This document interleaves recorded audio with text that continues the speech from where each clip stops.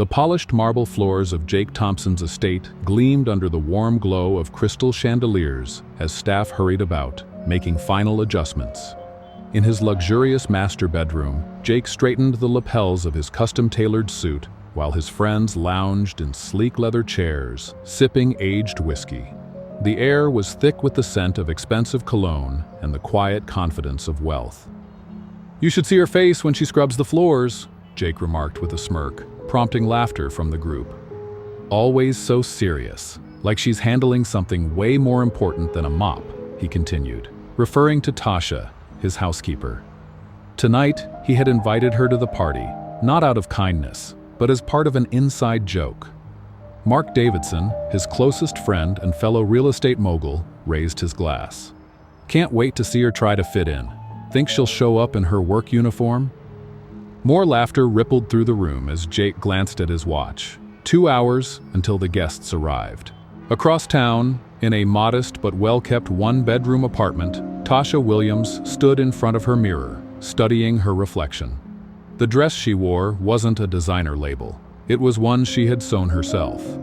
A sleek black number with subtle yet striking cutouts, it hugged her figure just right, exuding both elegance and confidence. She ran her hands over the fabric, ensuring every seam was flawless. Though her stomach twisted with unease, her expression remained calm.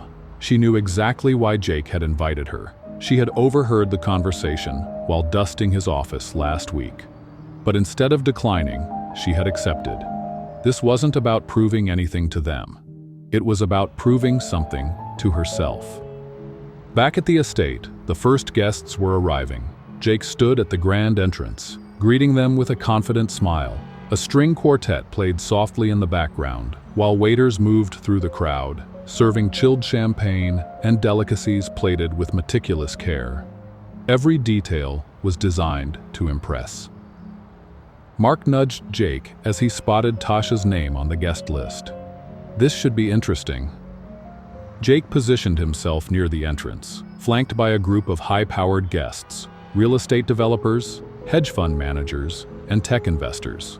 He had orchestrated this moment carefully, expecting Tasha to walk in, looking out of place, offering an unspoken form of entertainment for the elite crowd. The party was in full swing now. Conversations overlapped with laughter, crystal glasses clinked together, and the atmosphere buzzed with the unspoken currency of influence and affluence. Jake checked his phone. Tasha would arrive any minute. He envisioned her hesitant steps, the awkward glances, the subtle snickers. He was ready to watch her flounder. "Remember," he whispered to his friends, "act welcoming when she walks in." His voice dripped with sarcasm, earning smirks from those around him. He took another sip of champagne, enjoying the anticipation. Then the grand doors swung open. Jake turned, ready for his moment of amusement. But what he saw instead made him falter. He stood frozen, champagne glass in hand, his signature smirk still on his face, unaware that his carefully curated world was about to shift. The room quieted, conversations pausing as Tasha stepped inside. The black dress she wore shimmered under the soft lighting, its design both understated and striking. Her natural hair was styled in an elegant updo, and a single strand of pearls rested against her collarbone. Simple, yet commanding attention. She didn't stumble in uncertainly as Jake had imagined. She walked with confidence, head held high, every step deliberate. Some of Jake's most influential guests took notice. A senior partner at a major investment firm actually paused mid-conversation to watch her pass. Mark leaned in, whispering, "Is that really her?" His voice was a mix of disbelief and something else, discomfort. "She must have spent a year's salary on that outfit," he added with a forced chuckle. A few others joined in, but their laughter lacked conviction. Tasha moved through the room, exchanging polite greetings with guests, effortlessly blending in. When asked about her work, she answered plainly, "I manage Mr. Thompson's household," without the slightest hint of embarrassment. She stated it with the same confidence as if she had said she was an executive. The conversation shifted to a recent art exhibit, and one of Jake's acquaintances, eager to test her knowledge, asked her opinion on contemporary art. "Actually," Tasha responded, "I found their exploration of social hierarchy through mixed media particularly compelling. It reminded me of some of Basquiat's early work." Jake watched, his carefully planned spectacle unraveling before him. Tasha wasn't just surviving the party, she was owning it. She spoke about literature, current affairs, and fashion with a fluency that suggested years of quiet self-education. When she engaged with a fashion editor, her understanding of design and textiles went far beyond what anyone expected. Mark, growing visibly uncomfortable, attempted to reassert the balance. "It must be fascinating for you," he began, his tone dripping with condescension. But Tasha simply smiled. The night was far from over, and it was clear. She wasn't the one out of place. He spoke loudly, his voice dripping with condescension. "Must be interesting to see how the other half lives." A few guests shifted uncomfortably, sensing the tension, but Tasha remained poised. She met his gaze with an easy smile. "The view is certainly enlightening," she replied smoothly. "It's fascinating what people reveal about themselves when they assume superiority." The remark landed perfectly. Mark's face darkened, his confidence faltering for the first time that evening. Without another word, he turned on his heel, muttering something about needing another drink. Jake stood frozen, watching it all unfold. But instead of amusement, a strange mixture of pride and shame settled in his chest. Pride in the way Tasha held her own, unwavering and dignified. Shame at his own childish attempt to humiliate her. Their eyes met across the room. There was no anger in her gaze, no resentment, just a quiet, steady confidence that made him feel small despite his wealth, his name, and everything he had built around himself. The party carried on, but something had shifted. The woman Jake had intended to mock was not just fitting in, she was standing above them all, revealing the foolishness of those who had underestimated her. He observed as she moved gracefully through the crowd, engaging in conversations that left people genuinely intrigued. And in that moment, Jake realized the truth. He had never really known her at all. Surrounded by luxury, wealth, and power, he suddenly wondered what else he had been blind to while focusing on appearances. The tension escalated near the grand piano. Mark, still seething from his earlier embarrassment, raised his voice just enough for nearby guests to hear. "Tell us, Tasha, how does someone in your position develop such refined tastes?" The word "position" was laced with condescension, thick with unspoken assumptions. A hush fell over the room. Some guests looked on with discomfort, while others watched with barely concealed intrigue. Jake, standing nearby, felt his chest tighten. He knew he should intervene, but something held him back. Tasha turned to Mark fully, her stance effortless yet commanding. "My position?" she echoed, her voice steady. "You mean as someone who works for a living? Or were you implying something else, Mr. Davidson?" The challenge was subtle, but undeniable. Mark swirled his whiskey, forcing a smirk. "It's just surprising," he continued, his tone almost lazy, "that someone who cleans houses would have such strong opinions on fine art and culture." He took a slow sip, eyes cold. "Makes one wonder if you're trying to be something you're not." Jake held his breath, waiting for a crack in Tasha's composure, but instead, she smiled. A real, genuine smile that somehow made Mark's expression seem forced, almost desperate in comparison. "You know what fascinates me?" she said, her voice carrying through the silent room. "How quickly some people confuse wealth with worth." She let the words sink in before continuing. "Yes, I manage homes. I also speak fluent French, design my own clothes, and volunteer teaching art to underprivileged children. None of these things are mutually exclusive, unless, of course, you lack the imagination to see beyond social labels." The silence that followed was palpable. A few guests nodded in quiet approval. A well-known art curator even gave a slow, deliberate clap. Mark's face burned crimson. He drained the rest of his drink in one swallow, looking anywhere but at Tasha. And Jake. Jake felt something unexpected rise in his chest. Pride. And then, right behind it, shame, sharp and unrelenting. He had invited Tasha here as a joke, to embarrass her. But in this room of supposed sophistication, she was the one with grace, intelligence, and dignity. More than he had shown. More than most of the people here. Before he could overthink it, he found himself moving toward her. The words spilled out before he had the chance to craft them. Tasha, He hesitated, then exhaled. I'm sorry. For all of this. For Mark. For everything. She looked at him then, her expression unreadable, her eyes sharp and knowing. Are you sorry for what's happening now, Mr. Thompson? She asked quietly. Or are you sorry for why you invited me in the first place? Her words hit him harder than he expected. Around them, guests pretended not to listen while hanging on every word. Jake opened his mouth, searching for something, anything, that wouldn't sound hollow. But all he could manage was the truth. I was wrong, he admitted. His voice was quieter than he intended.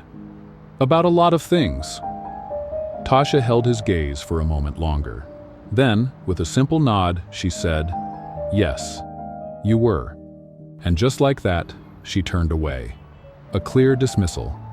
If you'll excuse me, she added, already stepping toward a different group. I believe I was in the middle of a rather engaging discussion on the influence of Basquiat on contemporary street art. Jake watched as she walked away, her presence drawing in a circle of genuinely interested guests. For the first time in years, standing in the middle of his grand estate, surrounded by everything he had ever worked for, he felt completely alone. Because for all his wealth and status, tonight had made one thing painfully clear.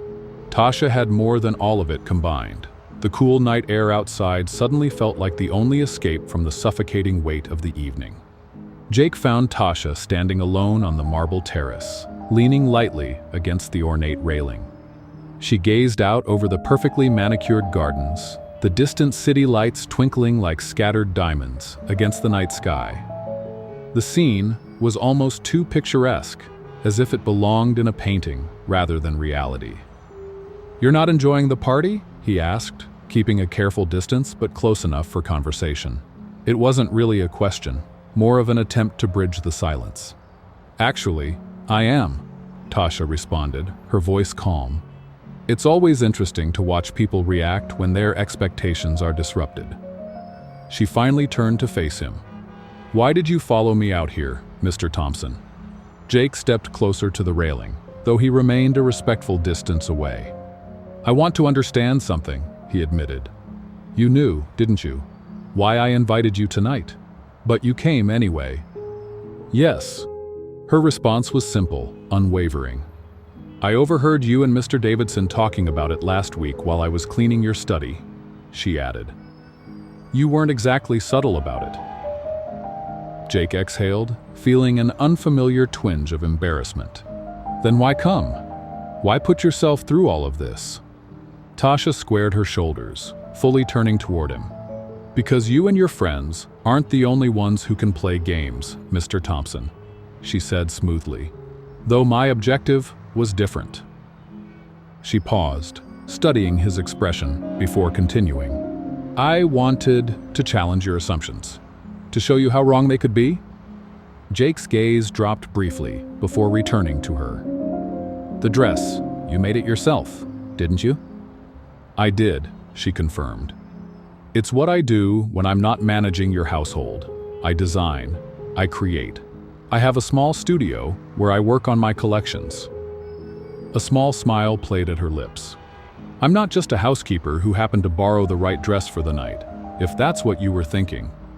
He hesitated before asking, then why work as a housekeeper at all? The question slipped out before he could stop it. Because it pays the bills while I build my brand, she answered plainly. Because there's no shame in honest work. She met his gaze, her eyes sharp. Would you respect me more if I told you I was a struggling artist who refused to take a job beneath her? Jake felt the weight of the question, the conversation shifting into uneasy territory. Your knowledge of art, literature, where did that come from? He asked instead. My mother was a librarian, Tasha replied. Our house was filled with books. I read everything I could get my hands on. She tilted her head slightly. Just because someone cleans your house doesn't mean they didn't exist before you hired them. The words settled heavily between them, the unspoken truths thick in the air. Jake turned back toward the gardens, letting her words sink in. "I've never asked you anything about yourself, have I?" he murmured. "In all the time you've worked for me." "No," Tasha confirmed, her voice devoid of bitterness. "Just fact. You haven't." She let a pause linger before adding, "But why would you? I was just part of the scenery in your life, like your furniture, like the art on your walls. Something to maintain, but not engage with." The words hit harder than he expected, and for the first time, Jake couldn't deny the truth of them. "You handled Mark well in there," Jake said, impressed. Tasha let out a soft breath, her gaze fixed on the garden. "I've had plenty of experience dealing with people who underestimate me," she replied, "though, usually, they're a little more subtle about it." Before Jake could respond, a deliberate throat clearing interrupted the moment. "Jake, can I have a word?" Mark's tone made it clear this wasn't a request. Jake glanced toward the terrace doors, noticing a small group of their mutual friends watching from a distance, their curiosity barely disguised. Tasha straightened, her composure slipping effortlessly back into place. "I should check on the kitchen staff anyway," she said, her voice neutral, her professional mask back on. Without acknowledging Mark, she walked past him, head held high, disappearing into the house. The moment she was gone, Mark turned on Jake. "What the hell are you doing?" he demanded, his voice low but sharp. "Are you seriously out here having a heart-to-heart with your maid?" "Housekeeper," Jake corrected instinctively, surprising himself. "And we were just talking." Mark scoffed. "Just talking?" He let out a humorless laugh. "Wake up, Jake. People are starting to talk inside. You invited her as a joke, remember? Not to actually engage with her." Another voice chimed in, Thomas Chen, a fellow real estate developer, stepping forward with a look of mild concern. "Mark's right, Jake," he said. "This isn't a great look. Half the people inside are your business connections. What message are you sending?" Jake's jaw tightened. "What message? That I can have a conversation with someone intelligent and articulate." Mark's expression darkened. "That you're losing sight of who you are." He exhaled sharply. "Look, we get it. She cleaned up well, and she knows how to talk about art. But at the end of the day, she works for you. She cleans your house. And she manages it better than anyone I've ever hired," Jake shot back, surprising himself with the intensity in his voice. "Have you seen how she handled herself tonight? She carries herself with more grace than half the people in that room." Mark's patience was wearing thin.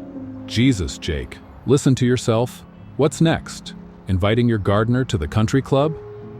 Through the open terrace doors, Jake's eyes found Tasha again. She was in the kitchen now, laughing with the catering staff, effortlessly fixing the way a waiter balanced his tray. She looked relaxed there, more comfortable than she had at any point in the main party. Thomas spoke again, his tone softer than Mark's, but firm nonetheless. "She doesn't belong in our world, Jake. You're making this more complicated than it needs to be." He hesitated, then added, "Think about your reputation. Think about the barrack deal we're closing next week."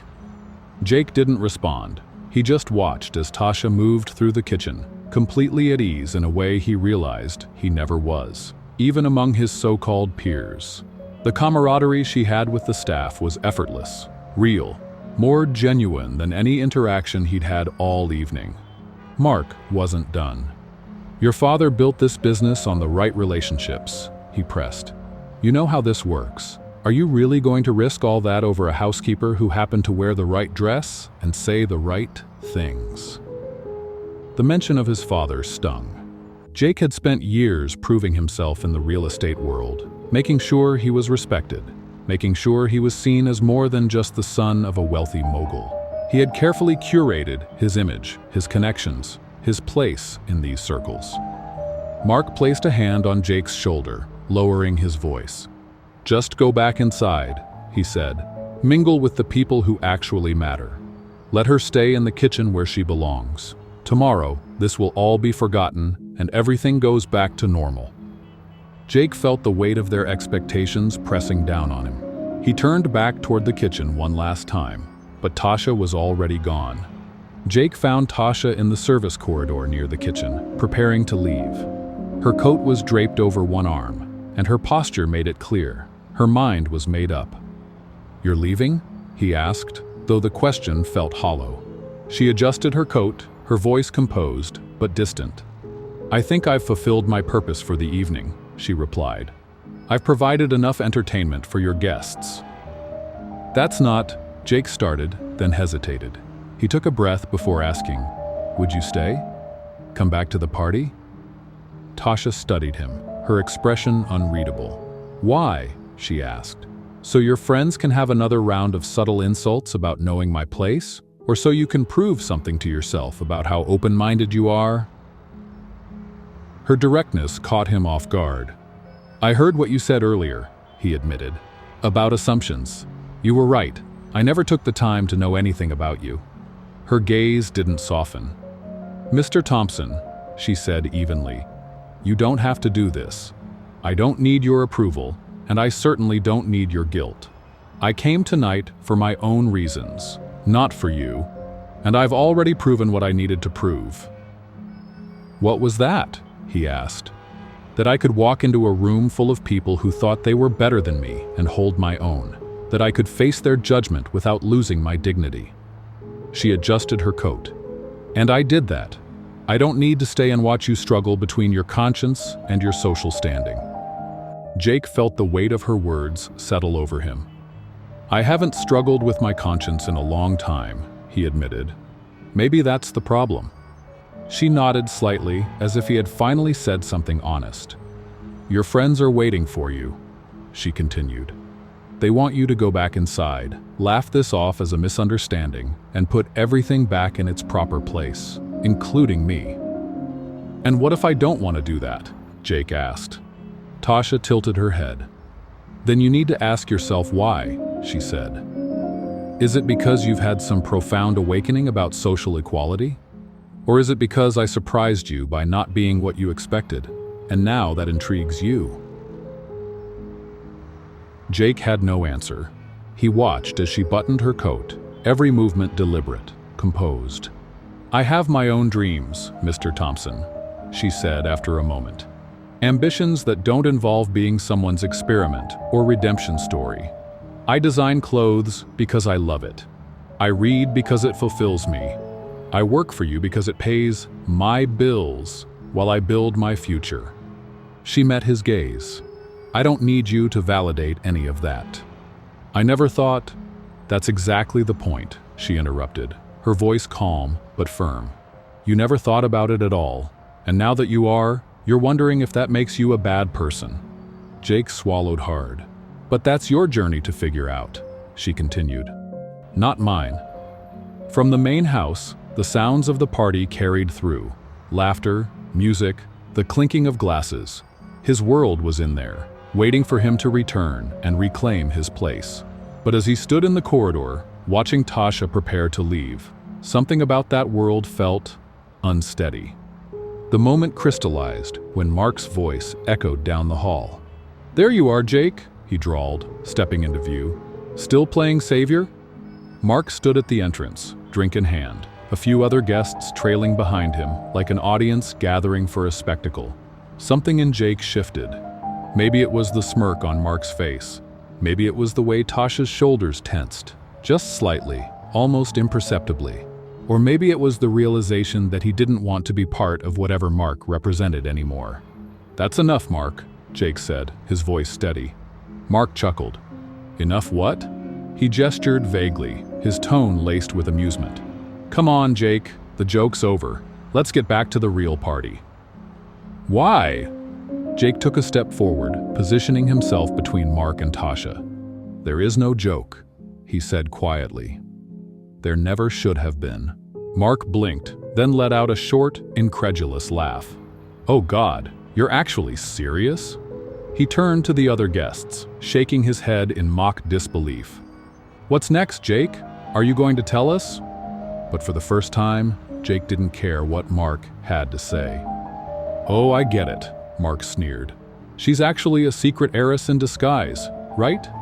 "No," Jake shot back, his voice rising. "She's actually a human being, something you seem to have trouble recognizing." The words came out louder than he had intended, drawing the attention of even more guests. Mark's expression darkened. "You've lost it, Jake. Do you even realize what you're doing? Who's watching?" "I've spent my entire life worrying about who's watching," Jake countered, his frustration spilling over. "Making sure I said the right things, knew the right people, laughed at the right jokes, even when those jokes were at someone else's expense." A crowd had gathered now, the party forgotten in favor of the confrontation unfolding in the corridor. Tasha remained silent, watching it all with an unreadable expression. Mark's voice dropped, laced with disbelief. "You're seriously going to throw away years of friendships, business connections, for what?" He gestured toward Tasha. "Because your maid can quote a few artists and wore the right dress tonight?" "My name is Tasha," she said quietly, but her voice carried. "And I've never needed Mr. Thompson, or anyone else, to defend me." She turned to Mark, her expression calm, almost amused. "What I find interesting is how threatened you seem to be by someone you claim is beneath you." Mark's face turned red. "Threatened? By you? Don't flatter yourself."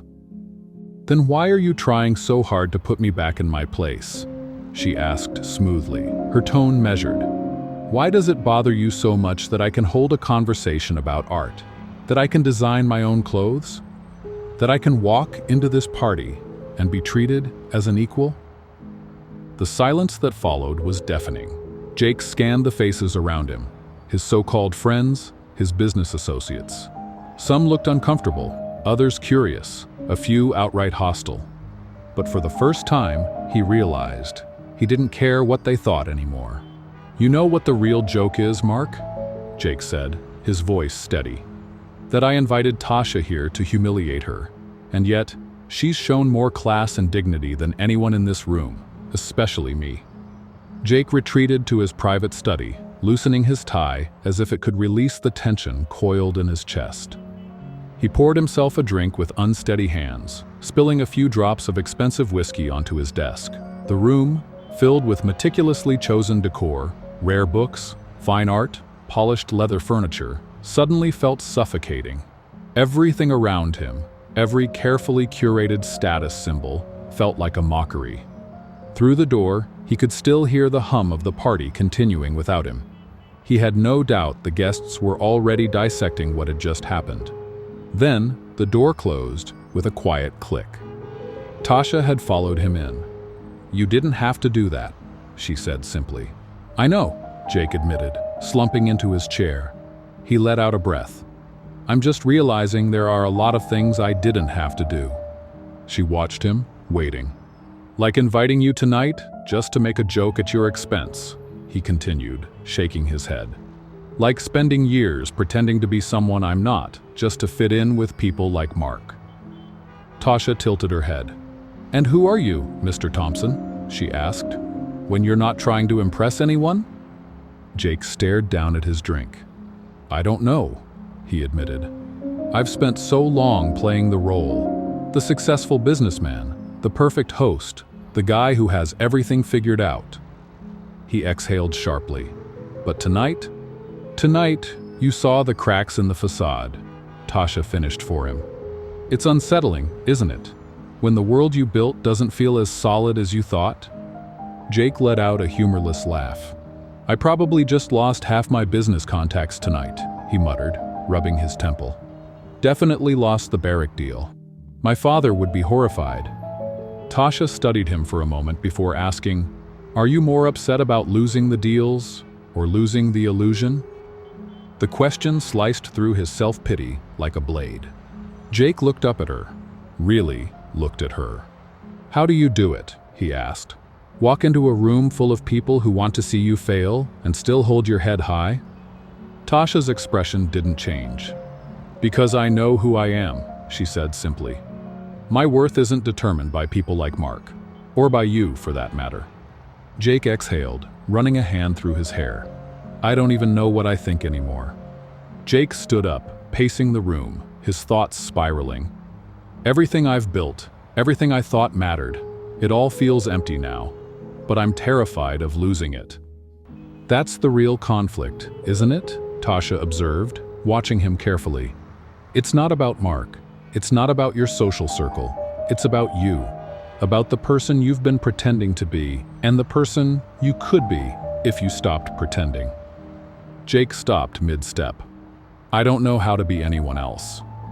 Yes, you do, she countered. You showed it tonight when you stood up to Mark. That wasn't the man who invited me here for a joke. That was someone else entirely. Her words settled over him like a weight he wasn't ready to carry. From outside, he could still hear Mark's voice, loud and indignant, stirring up the crowd. The instinct to go back out there, to smooth things over, to slip back into the comfort of his role, was almost overwhelming. Meanwhile, the fallout of Jake's confrontation spread like wildfire through the party. Groups of guests huddled in whispered conversations, falling silent when he passed. Some made quick exits, offering half-hearted excuses about early meetings or family obligations. Thomas Chen, a longtime business partner, caught Jake's eye from across the room. He simply shook his head before walking out. A text notification lit up Jake's phone. Sarah Blackwood, a major investor, canceling their lunch meeting for the following week. Mark had positioned himself at the bar, surrounded by a tight circle of influential guests. Jake overheard his voice, dripping with disdain. He's completely lost it, Mark said, swirling his drink. First defending the help, next he'll be giving away his properties to charity. Laughter followed, but there was an edge to it, uncertainty. They were already distancing themselves, preparing for Jake's inevitable fall. Tasha glanced at Jake's phone as another message came in. Your phone's been busy, she noted. Another cancellation, he muttered, pocketing it. 20 years of connections unraveling in 20 minutes. The Barrett Group just pulled out of our deal. That's $50 million gone, because I couldn't keep my mouth shut. Because you showed humanity, Tasha corrected. There's a difference. More guests quietly made their way to the door, barely acknowledging Jake as they left. A woman, someone who had been at his home countless times, leaned toward her husband as they passed. I should have known better, she whispered, just loud enough for Jake to hear. New money never quite understands how things work. The comment was meant to sting. Jake watched as his carefully cultivated social circle unraveled before his eyes. The remaining guests had split into clear groups, those who openly disapproved, those who were awkwardly trying to stay neutral, and a handful who seemed quietly impressed by what he had done. Mark took another sip of his drink, his voice loud enough for the whole room to hear. Your entire real estate empire was built on these relationships, Jake, he declared smugly. Good luck holding on to it now that everyone knows you've gone soft. Your father would be ashamed. The mention of his father hit its mark. Jake had spent years proving he was worthy of the Thompson name, building a reputation, cultivating the right image, making the right connections, and now he was watching it all slip away. They're not just cutting social ties, Jake murmured, almost to himself. They're ending business partnerships, investments, deals I've spent years securing. They're making sure I understand the cost of stepping out of line. And yet, Tasha said, tilting her head, you're still standing here. You're not running back to apologize. You're not trying to laugh it off. That's interesting. She was right. Despite the losses, despite the very real consequences, he felt no urge to backtrack. The cost was enormous, but standing here, watching the pieces of his old life fall away, he felt more like himself than he had in years. As the party reached its lowest point, with guests streaming out and Jake's professional reputation in ruins, Tasha did something unexpected. She stepped forward. The murmurs and gossip died down as she picked up a crystal glass and clinked it gently against the counter. If we're all so fascinated by authenticity and social standing, she said, her voice carrying through the hushed room, I suppose it's time I added my own truth to the conversation. She set her glass down deliberately. My full name is Natasha Saint, Claire DuPont. The name hung in the air for a moment before recognition sparked in several faces. Mark, who had been mid-sneer, suddenly paled. Tasha continued, her voice steady. Yes, as in DuPont Designs. As in the daughter of Marie DuPont, the woman who redefined modern fashion before her passing 3 years ago. A ripple of shock moved through the room. The same daughter, she added, who vanished from the industry after refusing to sell her mother's company to corporate investors. Jake stood frozen, the pieces clicking into place, her eye for design, her effortless knowledge of art and culture, her composure under pressure. It hadn't just come from books, it had been her birthright.